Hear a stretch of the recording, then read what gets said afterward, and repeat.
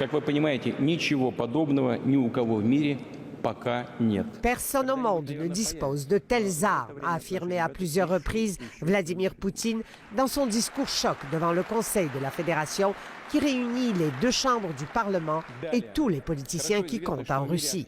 À l'aide de vidéos et de films d'animation, il a montré aux Russes et au monde ce sur quoi les chercheurs militaires travaillent ici depuis une quinzaine d'années.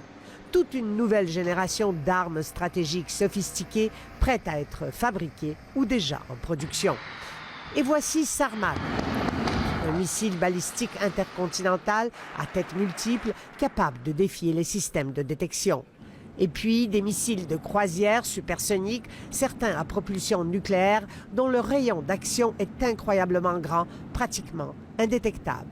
Ou encore un drone sous-marin 100 fois plus petit qu'un submersible qui peut se déplacer à des profondeurs records et transporter une charge nucléaire. Personne ne voulait nous écouter quand nous disions « Il ne faut pas changer les équilibres stratégiques », a dit le président russe. Maintenant, vous feriez mieux d'écouter. La surprise, elle est venue des armes hypersoniques.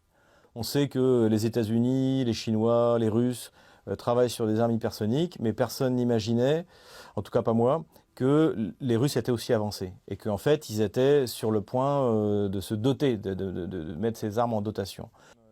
Pour cet expert militaire, Vladimir Poutine a lâché une véritable bombe en suggérant qu'une bonne partie de la défense occidentale est obsolète face à la Russie. La donnée du bouclier antimissile est quasiment aujourd'hui injustifiable. Si vous voulez, à quoi ça sert d'investir autant d'argent, de mettre des radars, des équipements comme ça en Pologne, dans les pays de l'Est, puisque de toute manière, si jamais il y a un conflit nucléaire, la Russie percera toutes les défenses américaines.